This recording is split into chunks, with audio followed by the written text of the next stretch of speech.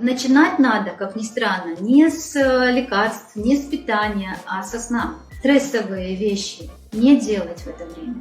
Или что-то мы там съели, побывали в Макдональдсе. Так вот, если мы хотим, чтобы организм просто летал, во-первых, нельзя есть без голода. Надо им давать обязательно есть руками. Активным спортом заниматься нельзя. Секс это для тела это тот же спорт. Задействуется еще больше мышц. Плавания сразу после еды нет. Очень важен сон правильный. Чем позже человек ложится, тем меньше, конечно, уже выделяется и мелатонина, и других нейромедиаторов. И, соответственно, на следующий день очень маленький запас нейромедиаторов, которые смогли бы снять напряжение рабочего дня. То есть чем короче сон, тем, скажем так, меньше тормоза будет на следующий день, тем больше будет напряжение в нервной системе, и тем больше будет напряжение в желудочно-кишечном тракте. Поэтому для людей, у кого есть проблемы с желчным, камнем желчным, застой желчного, дискинезией желчных путей, у кого есть запоры, у кого есть проблемы с кислотностью, как гипоацидность, так и гиперацидность, пониженная или повышенная кислотность желудка, начинать надо, как ни странно, не с лекарств, не с питания, а со сна. Первым делом надо в свою жизнь внедрять. И сон должен быть с 23 часов. Почему? Именно с 23 часов, а не позже. Потому что есть определенные ритмы органов, когда активность определенных органов достигает максимума и когда минимума. С 23 часов начинается максимальная активность желчного пузыря. И длится она 2 часа.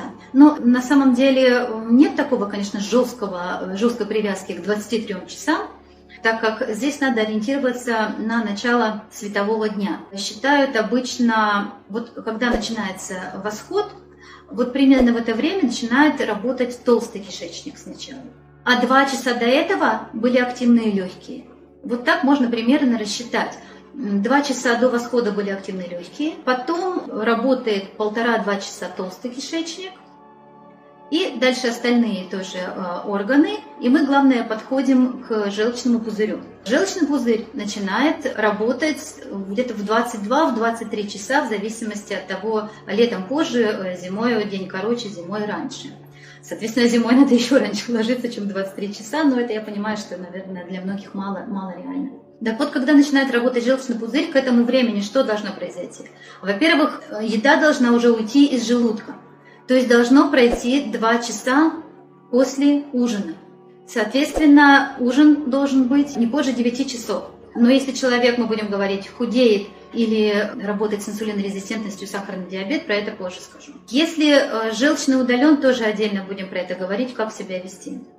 Сейчас я говорю общий момент обязательный, который удален желчный или не удален. В любом случае желчь из печени выбрасываться будет в желчный пузырь. Если желчного пузыря нет, значит есть протоки в печени, желчные протоки, через которые все равно желчь выбрасывается в любом случае в 12-перстную кишку. Соответственно, просто у кого нет желчного, сдвигается это время на более поздний выброс желчи из печени. И к этому времени надо, чтобы человек был расслаблен, занял горизонтальное положение.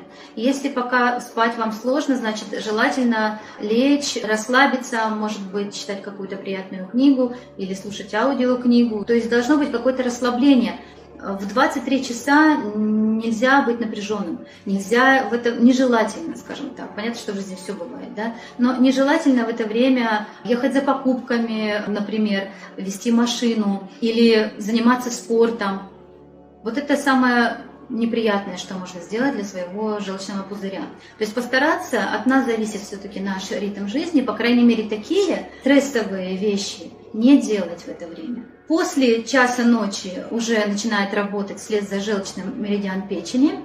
И печень в это время, с часу до 3, где-то примерно в этот интервал, начинает как раз заниматься тем, о чем сегодня так много говорят в интегративной медицине. Метилирование, все фазы детоксикации, 1-2 фаза детоксикации. Вся задача печени по переработке метаболитов гормонов, очищение от вредных веществ, очищение от всех токсинов, которые попали к нам в течение дня, пока мы шли по улице, дышали выхлопными газами, пили из пластиковых бутылок, умывались какими-то пенками, наносили на себя косметику, носили синтетическую одежду и так далее, и так далее, и так далее.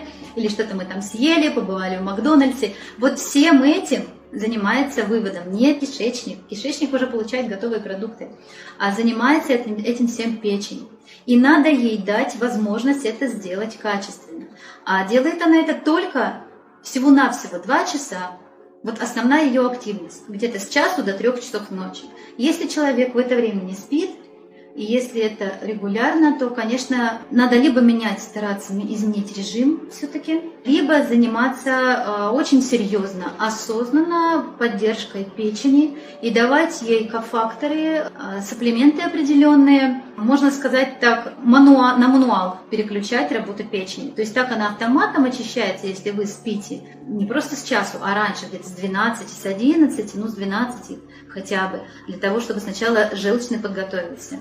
Выбросил желчь, и потом пустая печень, выбросив всю желчь в желчный, и он, в свою очередь, там опустошается. Печень может заняться своей работой. Если такая ситуация, что нет такой возможности, то в этом случае нужно взять в свои руки и вручное управление функцией детоксикации печени. И, соответственно, есть определенные препараты, травы, с помощью которых мы можем помочь печени провести вот это вот очищение. Если просыпаешься в это время, это говорит о том, что очень сильно активизируется печень. Значит, есть излишнее количество, то есть ей очень тяжело справиться с теми веществами, с теми токсинами, возможно, с метаболитами гормонов. Нехватка идет определенных кофакторов, и печени очень тяжело справиться и провести полный цикл детоксикации. Это знак, и хорошо, что организм его подает. Если в это время регулярно человек просыпается, значит, нужна помощь. Просто надо разбираться именно в чем-то. По симптомам понятно становится, какая фаза. Первая фаза или вторая фаза детоксикации печени страдает. Чаще всего страдает именно вторая фаза, она не успевает за первой, и в этом случае идет как раз накопление тех же самых метаболитов эстрогенов, например. То есть если есть проявление эстроген-доминирования, эндометриоз, различная мастопатия, проявление ПМС, или месячные начинаются не резко и не резко заканчиваются, а с некоторыми такими длительной подготовкой такой, да. Если есть проблемы с молочными железами, что они нагрубают в середине цикла, то это все уже симптомы эстроген-доминирования. И если еще человек и просыпается в это время, а как раз печень занимается у нас детоксикацией метаболитов эстрогенов, то, соответственно, это сразу повод для того, чтобы заняться помощью печени именно в метаболизме стероидных гормонов. Поэтому сон, я надеюсь, что я вам привела, да, быстренько, но все-таки факты, которые, надеюсь, вас заставят поменять режим, если есть такая возможность, либо заняться серьезной поддержкой печени, для того, чтобы у нее была возможность всего в эти 2 часа провести очищение. Для нас в плане пищеварения важно что?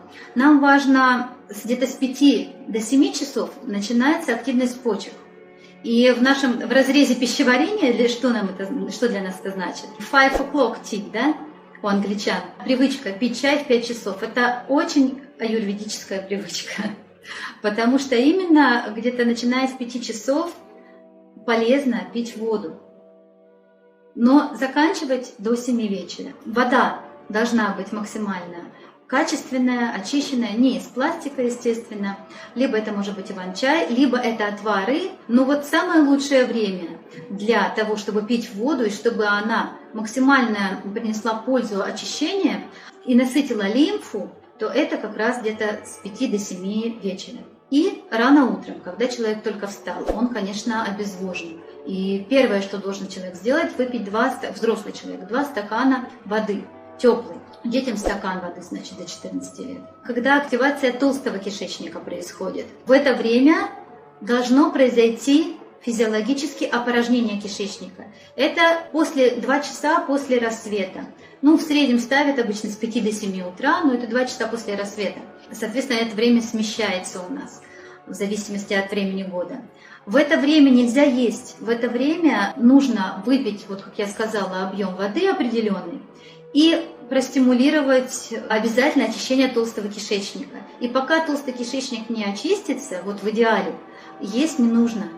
Потому что, когда человек начинает принимать пищу, в желудок попадает еда, это сразу же дает сигнал организму, как тумблер переключается с очищения на переваривание, то есть на поглощение нутриентов. Нельзя поглощать нутриенты, переваривать пищу, когда еще не выведена предыдущая отработанная пища. Иначе как раз и начинают образовываться так называемые токсины. Шлаки, непереваримые, да, вот эти остатки пищи, белковые молекулы, у них больше шансов попасть в кровь, больше шансов, если это изо дня в день происходит, иметь аутоиммунные заболевания. Сегодня такие проблемы, как аутоиммунный тироидит, псориазы, ревматизм, артриты, аутоиммунные природы заболевания различные, не буду все перечислять их. К сожалению, они просто лидеры среди остальных болезней. Все здесь корни только в питании и в режиме поглощения пищи. Так вот, первый шаг, который надо сделать, это добиться, отрегулировать пищеварение таким образом, чтобы с 5 до 7 утра, когда активен толстый кишечник, сначала было опорожнение кишечника и затем уже завтрак. Причем людям с истощенными надпочечниками категорически важно позавтракать в течение первого часа после того, как они проснулись. То есть, понимаете, да, задача еще более усложняется. Если мы хотим, чтобы наш организм как спортивная машина гонял, да? Так вот, если мы хотим, чтобы организм просто летал, и быстро мы соображали, и отлично выглядели, и на все нас хватало, энергии было море, нам надо минимизировать количество токсинов в организме. И это в первую очередь надо выбросить все, что отработано, и только потом загружать пищу.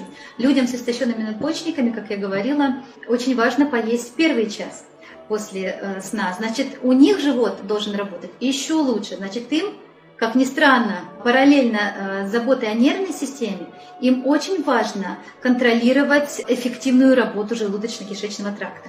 А от чего зависит способность человека с утра опорожнить кишечник или нет? А зависит это, в частности, от той же, не только от моторики кишечника, но и от желчных. Потому что если желчь вечером, когда мы вовремя легли, выбросилась, в расслабленном состоянии открылись сфинктеры, человек был к часу ночи уже расслаблен, хорошо отдыхал, сфинктеры все открылись, желчь выбросилась в 12-перстную кишку, там все она обеззаражила, пошла дальше, помогла, эмульгировала жиры, помогла дальше в кишечнике всосать эти жиры, и дальше уже эта желчь лишняя всосалась назад в кровь, а та, которая осталась, она стимулирует перистальтику, в частности, в том числе.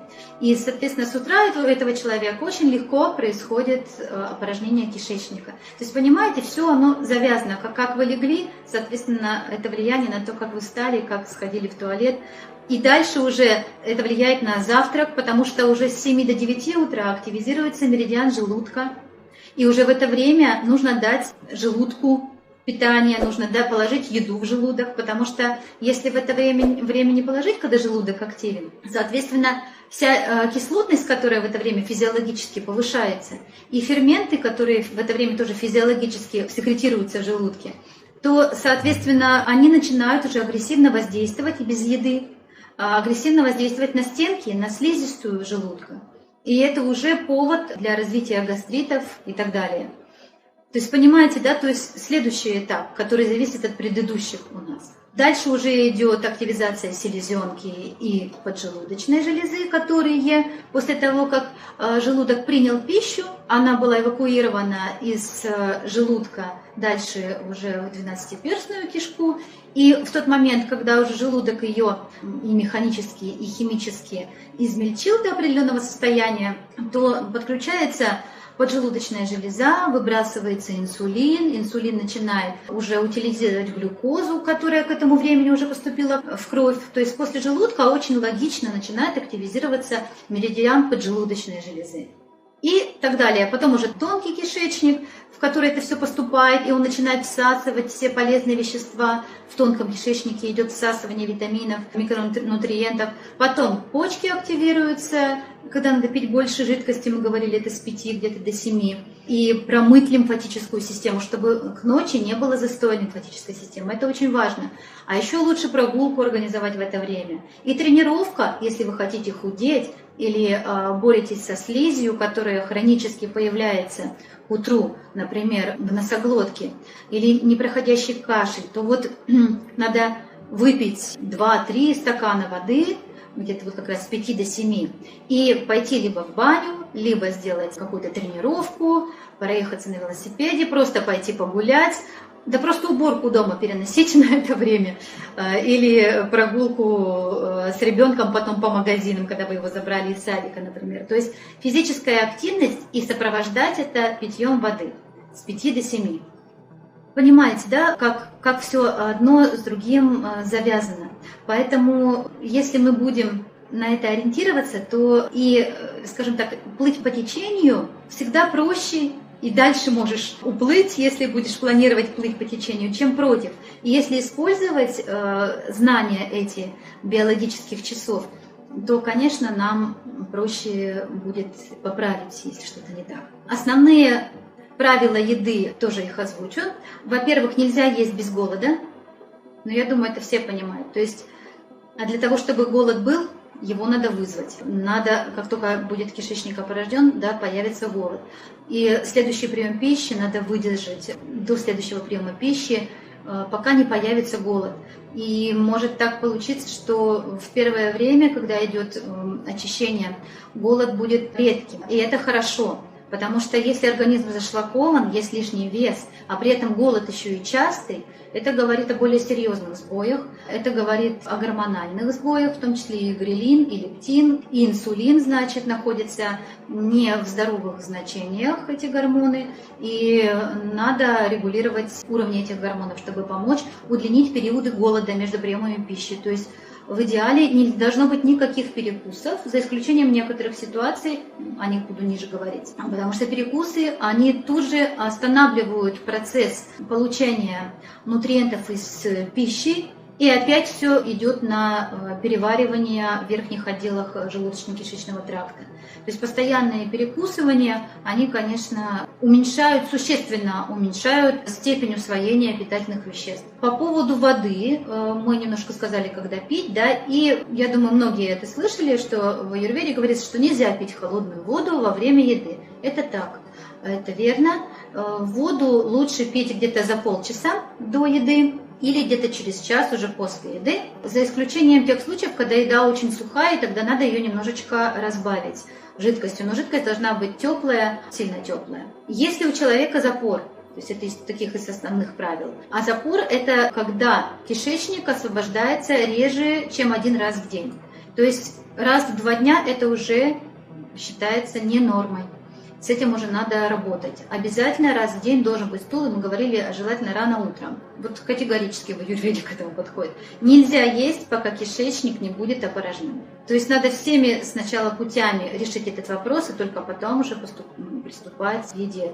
Особенно если это долгие какие-то, да, запоры, то надо, значит, это надо первое, на что обратить внимание, надо с этим работать. Нельзя есть, когда человек находится под воздействием определенных эмоций, причем неважно, хороших или плохих. Когда идет стимуляция нервной системы, когда симпатический отдел нервной системы преобладает над парасимпатическим, тогда, соответственно, все сфинктеры получаются сжаты, кровоснабжение хуже у того же желудка и поджелудочного и желчного, и на эмоциях, положительных или отрицательных, есть очень плохо, потому что ферменты будут выброшены в очень малых количествах, и еда, опять-таки, плохо переваренная, поступит в кишечник, где уже будет токсин, или, как в аюрведе говорится, ама будет появляться. По поводу детей один момент есть. Пока дети маленькие, надо им давать обязательно есть руками.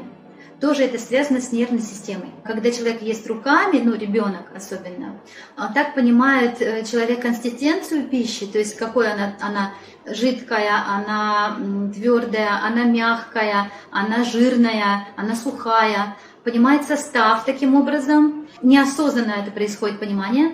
И в результате, просто в результате осязания, кончиками пальцев, на которых находится огромное количество нервных окончаний, как вы знаете, уже это дает стимул на выработку определенных ферментов.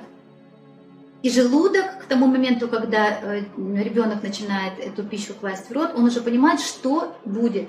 И если вы хотите для своих детей хорошее пищеварение и педагогический прикорм для вас знаком, или вы работаете в области, да, с мамочками, с детьми связанные, то обязательно рекомендуйте отложить все эти игрушечные симпатичные вилочки детские, ложечки, и давайте им возможность пробовать есть руками, особенно это когда первые знакомства с едой.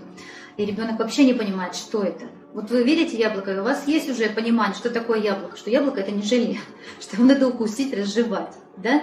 А ребенок, когда знакомится с едой, для него это вообще непонятно, о чем речь идет, что это, какое. И только когда он ест руками, он начинает вне осознания, вне разума, информация гуморальным, по нервным каналам передается уже к пищеварительной системе. До какого возраста позволять есть руками? До какого это приемлемо будет за вашим столом? И так, чтобы он потом, да, когда западное у нас общество, не шокировал, если где-то вдруг в школе, в столовой он начнет есть руками макароны, чтобы это не было шоком для окружающих. Но вообще многие культуры едят руками и до сих пор. Скажем так, если отвечать серьезно, да, и включив логику, до тех пор, пока ребенок не освоится с едой и не станет она для него привычной, и он понимает, у него есть какая-то любимая, нелюбимая, то есть он уже понимает консистенцию, он уже понимает, что это, видит, и у него вырабатывается, на какую-то пищу у него слюна вырабатывается, потому что он это любит, а какую-то он не хочет, то есть у него уже произошло знакомство, и у него набралась база знаний, скажем так, произошло соответствие в голове между внешним видом и тем, какие ферменты должны на это вырабатываться. Человек видит пищу, и у него соответствующие ферменты начинают вырабатываться. Ну и еще из общих моментов, то, что нельзя, тоже, я думаю, многие знают, заниматься сразу спортом после еды в течение часа. То есть должен хотя бы час пройти, потом можно уже гулять, можно сразу и нужно. В определенных ситуациях, особенно когда есть рефлюкс, есть заброс из поджелудочной, например, в желудок или из желудка в пищевод, то есть слабость, когда есть сфинктеров, то в этом случае очень полезно гулять. И опять-таки, часто мы, бывает, читаем классическую литературу и встречаем там, что они там после ужина обязательно, у них там мацион, да, определенный, там пойти пройтись. И это правильно, потому что просто сила тяжести давит сверху на сфинктер и закрывает его таким образом. Легче сфинктеру быть закрытым, когда ему помогает сила тяжести. Когда человек лег после еды, то сфинктеры более расслаблены, и, конечно, тогда рефлюкс проявляется сильнее. Поэтому это важное правило. Гулять – это хорошо при забросах желчи или желудочного сока в пищевод. Но активным спортом заниматься нельзя. Ну, здесь тоже все понятно, почему. Потому что отток идет крови от пищеварительных органов идет к мышцам. И получается, что там, где нужна сейчас максимальная микроциркуляция и помощь в моторике того же желудка, выброс ферментов, все это остается обесточенным, и кровь выходит к мышцам. Поэтому и любовью заниматься после еды тоже нельзя. Потому что секс для тела – это тот же спорт. Таким образом, я не говорю, да, о гормональных там, скачках и так далее, но задействуется еще больше мышц, и плюс еще и органы секреции эндокринные. То есть здесь совсем ЖКТ остается вообще обесточенным. Поэтому все активные физические активности все после еды в течение часа нет. До еды это отлично. Плавание сразу после еды нет. Вот по этой причине нежелательно есть на пляже. То есть вот если человек пришел на пляж и плавает, особенно активно бывает некоторые плавают, проводит много времени в воде. То есть даже если так немножко плавает, не активно, но, допустим, зашел в воду, вода вроде теплая, и, некоторые могут там и по 40 минут, и по часу, да, плавать, то есть вот долго. Организму все равно приходится двигаться постоянно, и плюс адаптация все равно должна происходить внутренней среды к внешней температуре, к воде, и идет кровь, отток крови опять-таки к мышцам. И в этом случае, конечно, есть на пляже какое-то что-то сытное, плавать, потом опять есть, вот так вот никакой пользы от такого отдыха на море не будет. Поэтому надо перекусить легко, там пройтись, допустим, до моря, поплавать, отдохнуть, там можно что-то легкое перекусить, и потом вернуться уже и хорошо пообедать.